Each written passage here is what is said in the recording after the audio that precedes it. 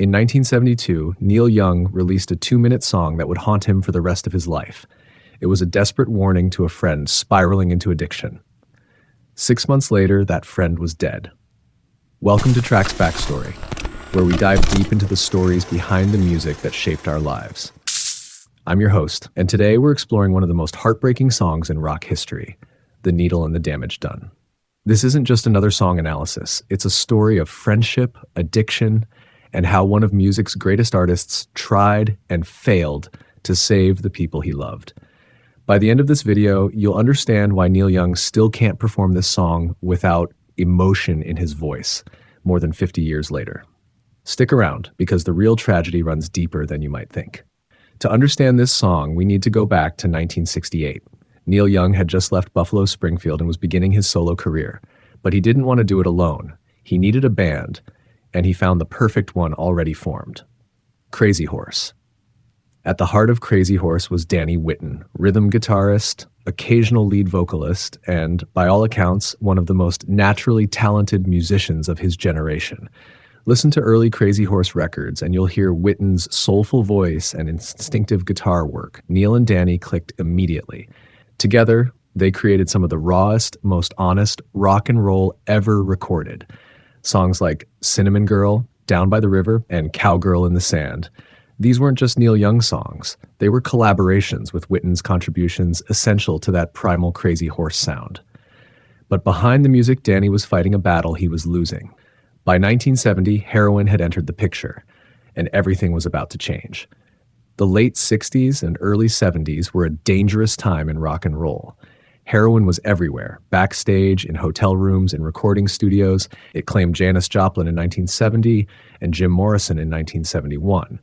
And it was destroying Danny Whitten piece by piece. Neil Young watched his friend deteriorate. Whitten's playing became unreliable. He'd miss notes, forget lyrics, show up late, or not at all. For someone as naturally gifted as Danny, it was devastating to witness. In early 1972, Neil was preparing for a massive tour to support his upcoming album, Harvest.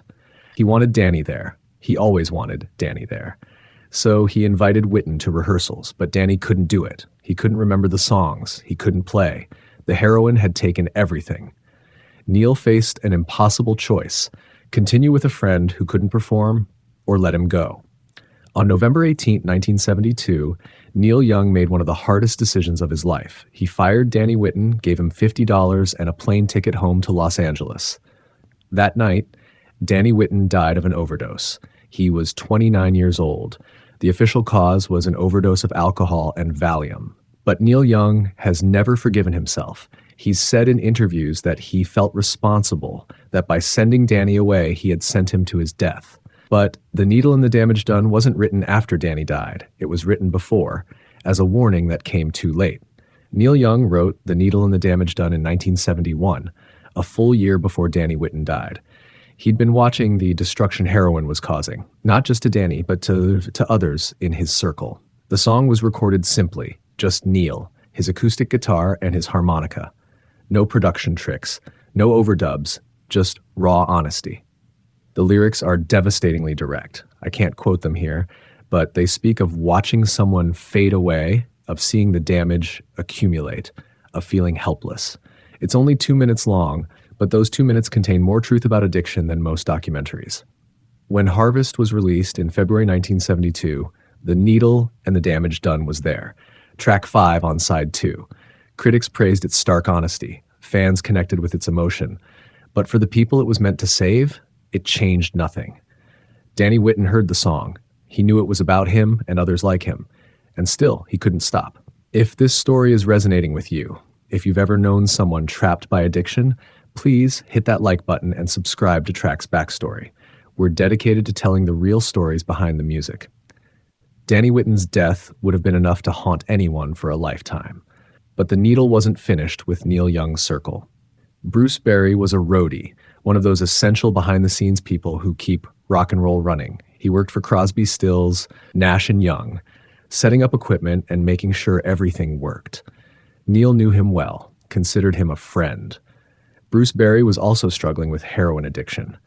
And despite everything that had happened with Danny, despite the warning of The Needle and the Damage Done, Bruce couldn't escape either. In June 1973, just 7 months after Danny Whitten's death, Bruce Berry overdosed and died. He was 24 years old. This second loss devastated Neil Young. It led directly to one of his darkest, most anguished albums, Tonight's the Night. The entire album is essentially a wake for Danny and Bruce, recorded in a haze of grief and tequila.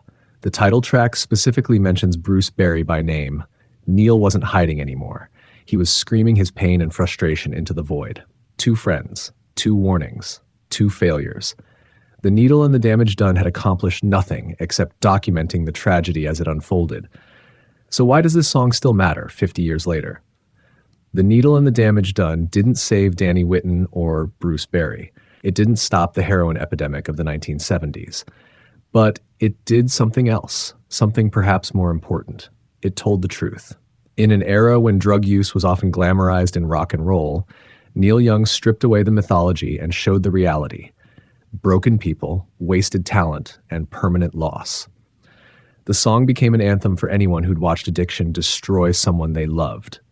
Neil Young still performs this song regularly, said Ferdinand, and he still gets emotional when he does. In concert, you can hear it in his voice. The weight of those memories, the burden of survival when others didn't make it. The song also appears on the 2007 album Live at Massey Hall 1971.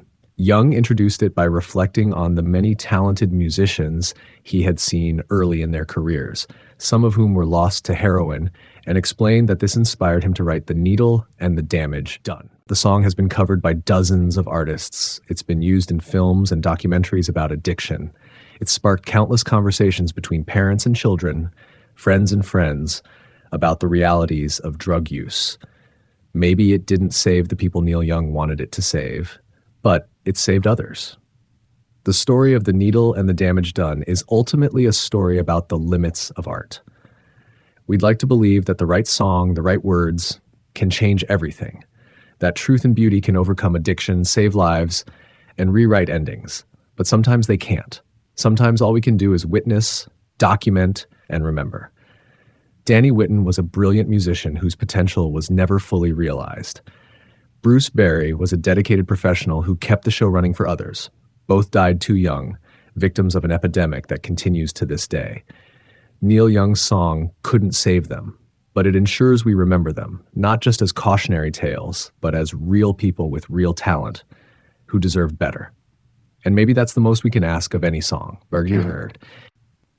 Thank you for watching this episode of Track's Backstory. If you want more deep dives into the stories behind the music that shaped our lives, please subscribe to our channel and click the notification bell. Drop a comment below and tell us which song has the most powerful story for you. See you in the next video.